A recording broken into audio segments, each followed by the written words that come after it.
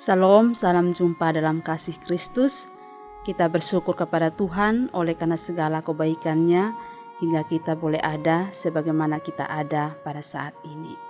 Untuk itu, Bapak Ibu Saudara yang dikasihi Tuhan, mari kita bersyukur kepada Tuhan di dalam doa sebelum kita membaca, mendengar, dan merenungkan firman-Nya. Mari kita berdoa. Terima kasih ya Allah untuk segala kebaikan-Mu dalam hidup kami.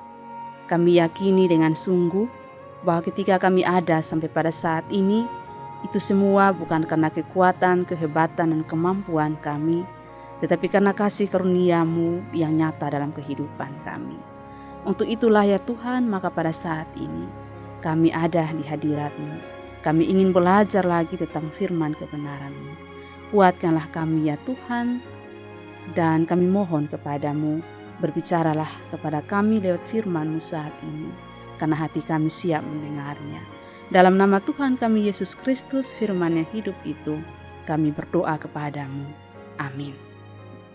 Bapak Ibu kekasih-kekasih Tuhan, bacaan firman Tuhan untuk kita pada kesempatan ini terambil dari Keluaran pasal 16.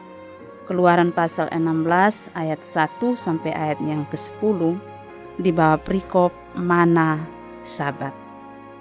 Setelah mereka berangkat dari Elim, tibalah segenap jemaah Israel di padang gurun Sin yang terletak di antara Elim dan Gunung Sinai pada hari yang ke-15 bulan yang kedua sejak mereka keluar dari tanah Mesir. Di padang gurun itu bersungut-sungutlah segenap jemaah Israel kepada Musa dan Harun dan berkata kepada mereka, kalau kami mati tadinya di tanah Mesir oleh tangan Tuhan, ketika kami duduk menghadapi kuali berisi daging dan makan roti sampai kenyang. Sebab kamu membawa kami keluar ke padang gurun ini untuk membunuh seluruh jemaah ini dengan kelaparan. Lalu berfirmanlah Tuhan kepada Musa, sesungguhnya aku akan menurunkan dari langit hujan roti bagimu. Maka bangsa itu akan keluar dan memungut tiap-tiap hari sebanyak yang perlu untuk sehari, supaya mereka kucoba apakah mereka hidup menurut hukumku atau tidak. Dan pada hari yang ke-6, apabila mereka memasak yang dibawa mereka pulang, maka yang dibawa itu akan terdapat 2 kali lipat banyaknya dari apa yang dipungut mereka sehari-hari. Sesudah itu berkatalah Musa dan Harun kepada seluruh orang Israel, petang ini kamu akan mengetahui bahwa Tuhanlah yang telah membawa kamu keluar tanah Mesir. Dan besok pagi kamu melihat kemuliaan Tuhan, karena Ia telah mendengar sungut-sungutmu kepadanya. Sebab apalah kami ini, maka kamu bersungut-sungut kepada kami? Lalu kata Musa, jika memang Tuhan yang memberi kamu makan daging pada waktu petang dan makan roti sampai kenyang pada waktu pagi, karena Tuhan telah mendengar sungut-sungutmu yang kamu sungut-sungutkan kepadanya, apalah kami ini? Bukan kepada kami sungut-sungutmu itu, tetapi kepada Tuhan. Kata Musa kepada Harun, katakanlah kepada segenap jemaah Israel, marilah dekat ke hadapan Tuhan, sebab Ia telah mendengar sungut-sungutmu. Dan sedang Harun berbicara kepada segenap jemaah Israel, mereka memalingkan mukanya ke arah padang gurun, maka tampaklah kemuliaan Tuhan dalam awan. Demikian jauh bacaan firman Tuhan.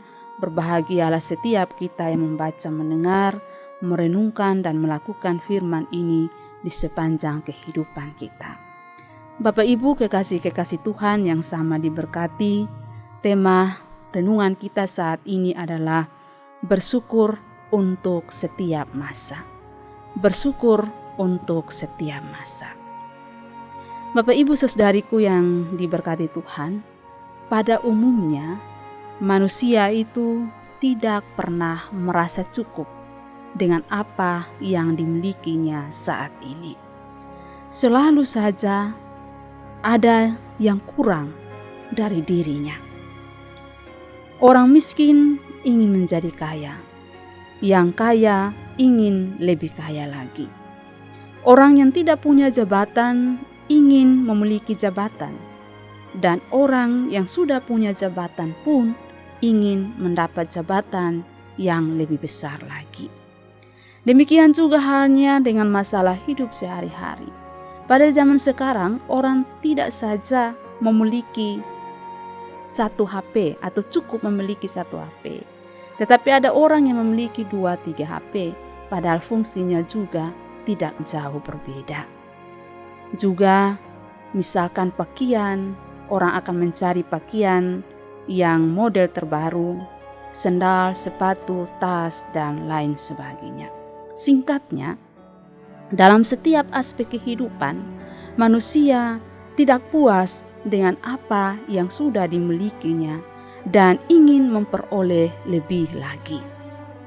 Tes kita tadi menceritakan kepada kita semua tentang sungut-sungut bangsa Israel kepada Tuhan karena masalah perut.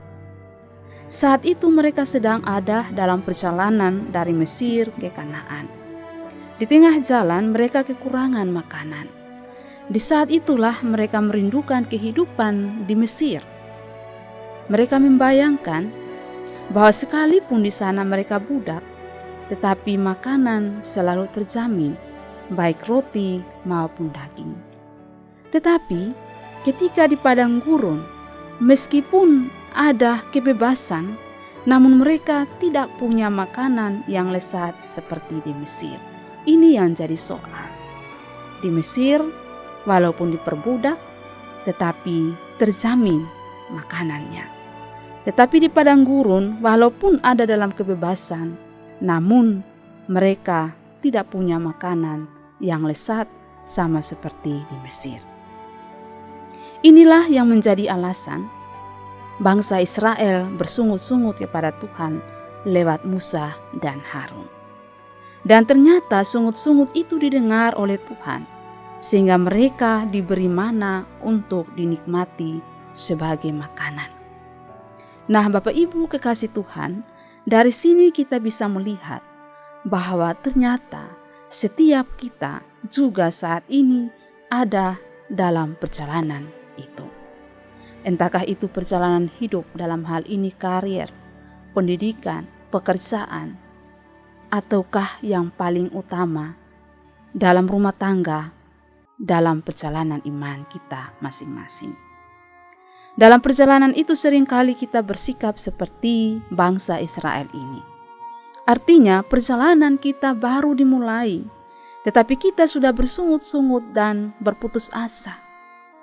Belum melakukan sesuatu, kita sudah takut bayangan, kita sudah takut gagal, tidak berhasil, dan lain sebagainya. Padahal perjalanannya sendiri masih terlalu panjang. Jika demikian, maka bisa saja kita tidak akan sampai pada tujuan kalau kita tidak berani melakukan sesuatu dalam hidup ini. Untuk itu, agar tiba pada tujuan, maka mesti ada iman yang kokoh, meski berusaha, dan sekali lagi harus dengan iman yang kokoh dan teguh bahwa Tuhan pasti menyertai kita dalam setiap perjalanan yang ditempuh itu. Berikut sikap menilai situasi masa lalu dengan masa kini akan selalu membuat kita tidak puas dengan keadaan, sama seperti bangsa Israel saat itu. Ketika mereka masih di Mesir, bangsa ini berteriak-teriak minta tolong kepada Tuhan untuk melepaskan mereka dari perbudakan. Tetapi setelah dilepaskan dan ada di padang gurun, mereka ingin kembali lagi ke Mesir sekalipun diperbudak, asal ada makanan dan daging. Bapak Ibu kekasih Tuhan, orang percaya zaman sekarang pun demikian dalam gereja misalnya. Ada pendeta penatua atau diaken yang beranggapan bahwa situasi pelayanan 20-an tahun yang lalu lebih baik dari yang sekarang ini. Demikian juga halnya dengan anak-anak zaman sekarang. Kadang kita membandingkan pergaulan mereka, kenakalan mereka dengan kita pada zaman kita masih anak-anak. Kita mesti tahu bahwa setiap zaman itu punya situasi yang berbeda. Kita semua pun masih dalam perjalanan, di mana akan disempurnakan ketika kita tiba di akhir perjalanan tersebut. Untuk itu dibutuhkan kesabaran. Kita mesti tahu bersama bahwa setiap masa itu ada tantangannya tersendiri. Misalnya, dulu orang tua kita untuk makan saja susahnya minta ampun. Tapi sekarang orang makan sampai 3-4 kali dalam sehari. Tidak cukup sayur, tapi mesti ada daging, ikan, dan lain-lainnya. Tetapi dulu orang jarang sakit. Tidak ada yang namanya asma, jantung, asam urat, dan penyakit mematikan lainnya. Zaman sekarang semua serba ada dan serba mudah, bersih, makan 4 sehat 5 sempurna, tapi penyakit juga macam-macam. Itulah zaman yang berbeda dengan tantangan yang berbeda pula. Karena itu jangan pernah memikirkan untuk kembali ke masa seperti bangsa Israel. Tetapi mari hadapi masa kini, masa sekarang dan terus berjuang dan berusaha bersama dengan Tuhan. Sebab Tuhan selalu menyediakan berkat yang mencukupi kebutuhan tiap orang percaya. Namun di dalamnya juga tentu terdapat aturan-aturan, yakni bagaimana kita menggunakan berkat itu secara bertanggung jawab. Bapak Ibu kekasih Tuhan, kita memang selalu merasa kurang dalam hidup ini. Tetapi sesungguhnya yang Tuhan berikan sebagai berkat itu lebih dari cukup. Tinggal bagaimana kita mengelola berkat itu, menikmati berkat itu. Dalam perjalanan hidup kita, kita mesti membiarkan Tuhan untuk mengatur apa yang terbaik bagi kita. Dengan selalu bersyukur untuk setiap apa yang kita nikmati dalam hidup ini, baik ataupun tidak baik keadaannya. Tuhan menolong kita memahami firman-Nya. Amin. Mari kita bersyukur untuk firman ini. Kita berdoa. Terima kasih ya Allah Tuhan kami. Engkau Allah sungguh sangat baik dalam kehidupan kami. Kami benar-benar menikmati kehidupan ini, bukan karena kami, tetapi karena kemurahan, kebaikan, dan cinta-Mu dalam hidup kami. Terima kasih untuk penguatan hari ini. Kami boleh belajar dari firman ini. Kuatkanlah kami ya Tuhan. Ajar kami selalu dan senantiasa untuk bersyukur dalam setiap keadaan, baik atau tidak baik keadaan yang kami alami dalam hidup ini. Biarlah kami terus memandang kepada-Mu, bahwa sesungguhnya kami tidak pernah sendiri dalam hidup ini. Kami tidak pernah berjuang sendiri dalam hidup ini. Engkau Allah yang menyertai dan memberkati kami. Pada saat ini ya Bapa kami ada, kami berdoa untuk pemerintah yang ada. Tuhan terus memberkati akan para pemimpin kami, sehingga apapun yang menjadi kebijakan mereka, semuanya boleh mendatangkan kebaikan bagi kami. Kami juga berdoa untuk gereja dalam pelayanan-pelayanan yang ada.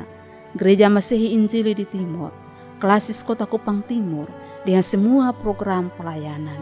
Allah kiranya terus menyertai dan memberkati kami semua, sehingga setiap bentuk pelayanan yang kami kerjakan, semuanya boleh mendatangkan tanda-tanda kerajaan sorga di tengah-tengah kehidupan ini. Berkati kami semua ya Tuhan, dalam seluruh karya hidup kami, dalam perjuangan-perjuangan hidup kami, dimanapun kami bekerja dan berkarya dalam hidup ini. Dalam pendidikan kami, dalam perkuliahan kami, Allah ada untuk menyertai dan memberkati kami. Ini seluruh kehidupan kami Tuhan, kami persembahkan kepada-Mu. Jadilah menurut kehendak-Mu di dalam kehidupan kami, karena kehendak-Mu lah yang terbaik. Dalam nama Tuhan kami Yesus Kristus, kami berdoa kepada-Mu. Amin. Salam untuk kita semua.